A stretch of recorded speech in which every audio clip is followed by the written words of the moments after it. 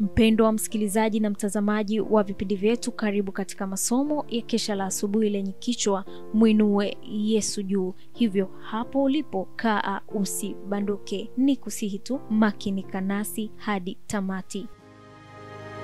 Piga panana ya makelele, Yesu yuaja tena.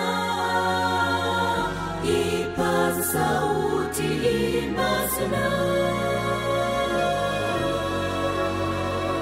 Yesu yuaja tena. Anakuja, anakuja. Yesu yuaja tena.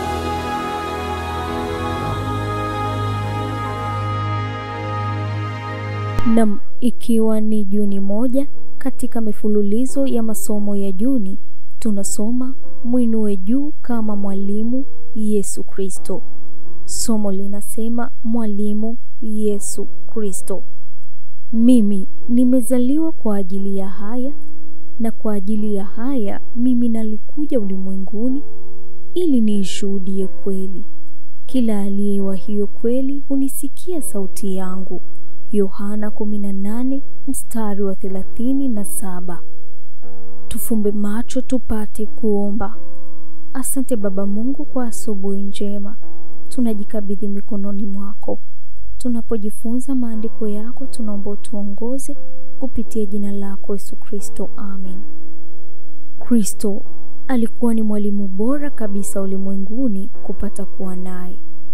Alikuja ulimwenguni ili kuangaza kote miale angavu ya ukweli, ili kwamba watu waweze kupata kufaa kwa ajili ya mbingu.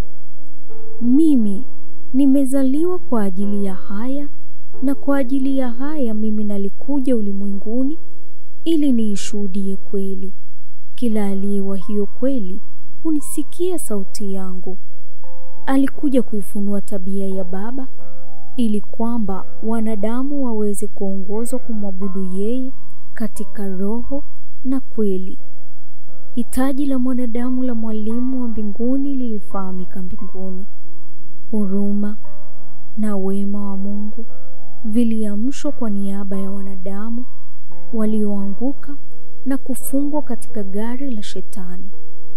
Na pale utimilifu wa wakati ulipotimia, alimtuma mwana wake mmoja aliyeteuliwa katika baraza la mbinguni. Alikuja duniani humu kama mwalimu wa mwanadamu. Ukarimu mwingi wa Mungu wetu ulimtoa yeye kwa ulimwengu, na ili kukidhi mahitaji ya asili ya mwanadamu alijitwika ubinadamu juu yake. Kwa kulishangaza jeshi la mbinguni, Neno wa milele alikuja ulimwenguni humu kama mtoto asiyejiweza. Akiwa amejiandaa kikamilifu, aliziacha nyua za kifalme na kufungamana kwa namna ya fumbo na wanadamu walioanguka. Naye Neno alifanyika mwili akakaa kwetu. Yohana 1 mstari wa 14. Kristo alipoacha mamlaka yake juu, aliweza kuchukua juu yake hali yoyote aliyoichagua maishani. Lakini ukuu na cheo havikuwa kitu kwake, na akachagua njia ya unyenyekevu kabisa maishani. Hakuna anasa, raha au kujiridhisha vilivyokuwa katika safari ya uzoefu wake. Ukweli wenye asili ya mbinguni ulikuwa ndio mada yake kuu. Alipaswa kuotesha ukweli kwa ulimwengu, na aliishi kwa namna ambayo itaweza kufikiwa na watu wote. Yesu kukua katika hekima na katika kumpendeza Mungu na mwanadamu halikuwa jambo la kushangaza, kwa maana ilikuwa ni kwa kulingana na sheria za uteuzi wake mtakatifu, ili kwamba talanta zake zikue na uwezo wake uimarishwe. Hakutafuta elimu kutoka katika shule za marabi, kwa maana Mungu alikuwa ni mwalimu wake.